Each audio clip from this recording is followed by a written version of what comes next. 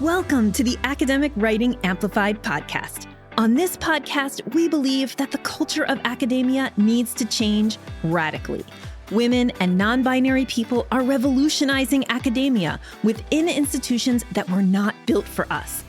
If you're ready to reject the culture of overwork, kick guilt and overwhelm to the curb, and amplify your voice to make a real impact on your field without breaking down or burning out, you're in the right place. With our team of experienced writing coaches as co-hosts, we'll share insights and talk to inspiring guests to bring you the practical strategies, systems, and mindset shifts you need to find time to write, publish work you love, and design your career on your terms. And it all starts with writing. Let's go. Hello, and welcome to the Academic Writing Amplified podcast. I'm your host, Kathy Mazak, and I'm so happy that you tuned in today.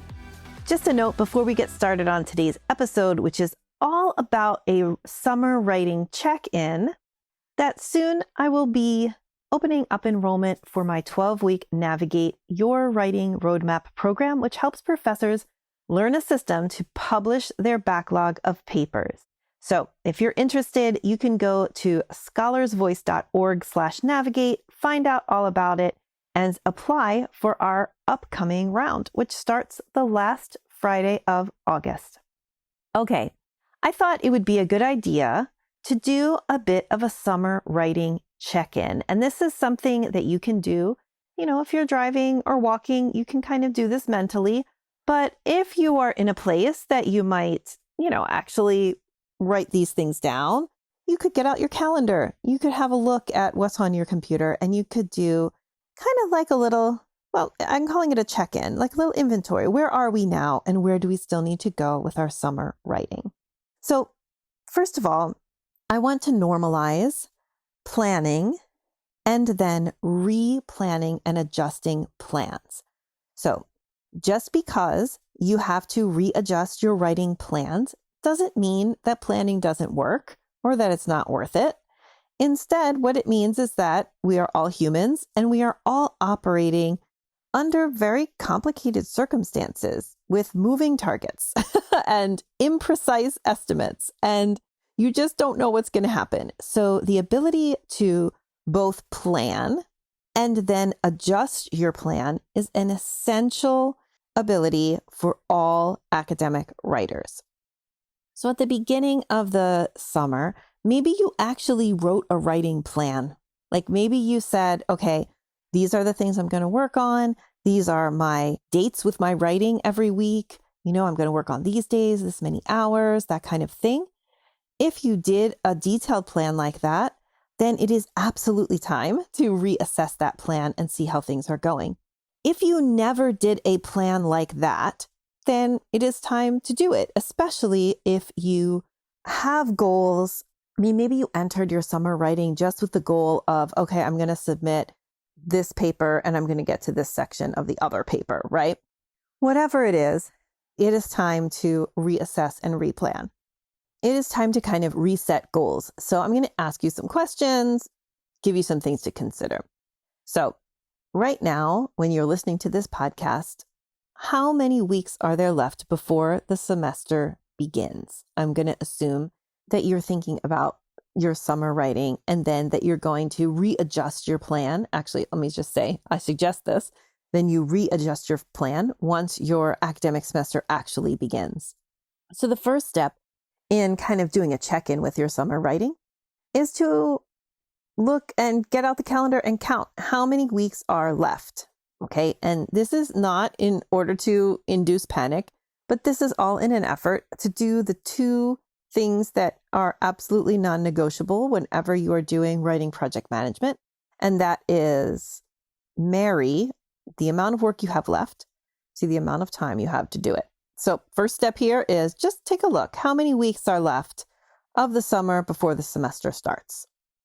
Now, maybe if you are telling yourself, oh, I'm just going to keep writing on through the beginning of the semester, you can continue to tell yourself that. However, I believe that it is important to pay attention to transitions. So when we transition out of the summer and into the fall, when schedules change, when family life rhythm changes, then it is really important to pay attention to those transitions, mark them, and I think replan. Okay. So this plan that we're making today, or this check-in that we're doing today, is for what's left of the summer. All right. So we count our weeks. Then the kind of second level part of that, get a little more detailed look, is how many weeks are actually still available to you, right? Maybe I hope that you have a vacation planned, or maybe some fun summer activities happening. So you'll want to mark up your calendar, or at least take into consideration in this little summer writing check-in exercise, how many weeks are actually available to you, and discount those weeks that you're traveling or have special activities or that kind of thing. Then from there, we're going to drill down another level, and we're going to think about how many writing sessions per week are available to you. Okay. So even if you have a week that is a quote unquote normal week, you're not traveling, no super special activities, maybe there's like a special pool day or something that you want to take the kids to, or maybe you have a doctor's appointment, or maybe you've decided to want to visit somebody who, that's going to take the whole afternoon, that kind of thing. So that doesn't leave you with 24 hours a day available for writing in a typical week. So you got to look through your calendar, look at those weeks that are still available for writing, and actually put dates on the calendar, like dates with your writing. Okay. So it's like making appointments with your writing. There's many ways to do this. Maybe you have a way. If you have never done this before and you're listening to this idea of this kind of writing planning for the first time, just start with making 1 hour long dates. Like, don't try to make a date with your writing that is 6 hours long. Ridiculous, will not happen. So yeah, first we look at how many weeks are left, how many weeks are available to you. And then we look at each of those weeks and we just make a little date with your writing on the different days that you decide to. It doesn't have to be every day. It shouldn't be 8 hours a day or 6 hours a day, but something a little bit more reasonable and a little bit more doable. So go ahead and put those in your calendar as part of your summer writing check-in. Now, the other part. Okay, so that's the time you have left for writing, the time you have to do the writing. Now we're going to talk about what you have left to do. Okay, so regardless of what your hopes and dreams were at the beginning of the summer, in this little summer check-in exercise, it is now time to take stock of where you are right now, how far you've come, and how far you have left to go. This might mean a rather large adjustment to your expectations, right? Maybe at this point in the summer, you have realized that your initial summer goals were maybe a little too lofty, and it's time to dial it back. That is totally fine. In fact, that is the normal way that I would say most people plan their writing. They have a bigger goal and a more optimistic vision than the reality turns out to actually give them, or like make them capable of doing, allow them to do. That's fine. Again, let's normalize readjusting the plan. All right. Things don't always go exactly as we hope that they would go. And that is fine.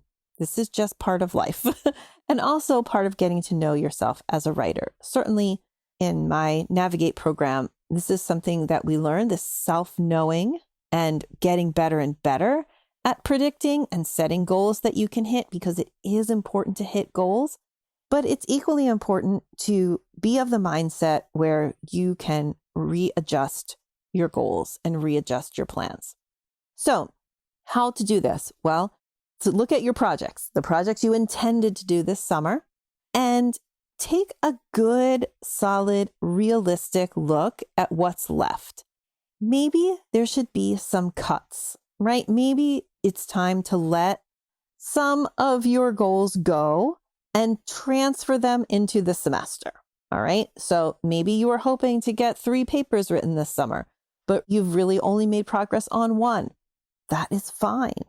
Like, let's take a look at what is left in that one that you still have to complete and think about what all needs to be done. Now, when I say think about what needs to be done, I actually have kind of a 2-tiered process.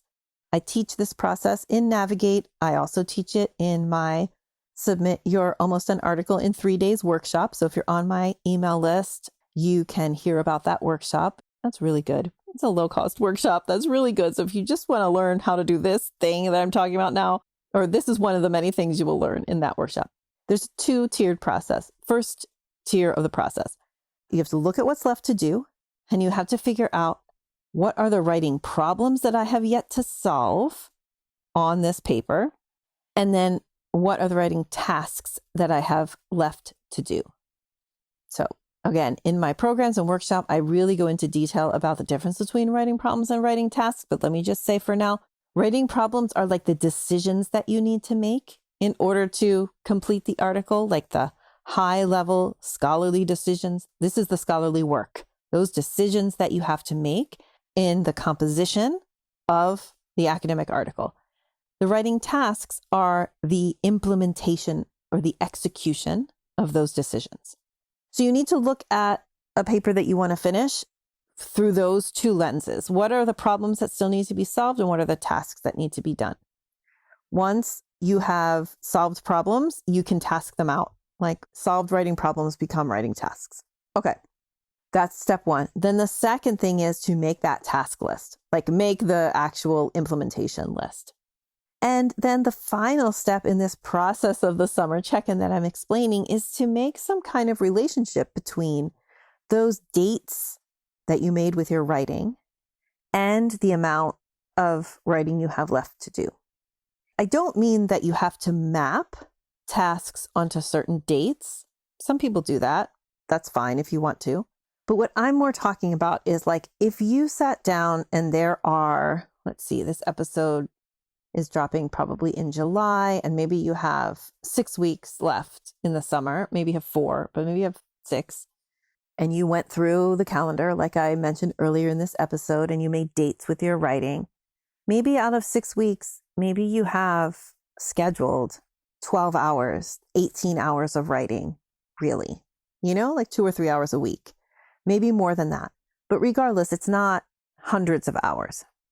So what you want to do is you want to look at your writing problems and writing tasks and your writing task list, and you want to think, okay, are these 18 to 20 hours that I really have left to write this summer?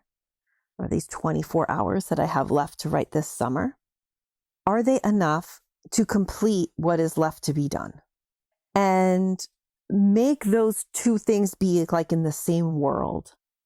It doesn't have to be like so accurate, but you're making a judgment about like, okay, what is left to finish and the hours I have left to finish it are speaking the same language. They are living in the same planet.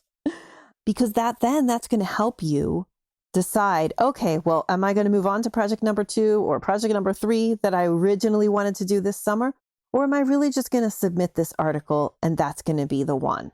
I'm using the 3 article submission goal as just like a placeholder for whatever your goal is.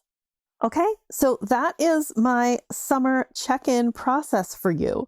I hope that helps you.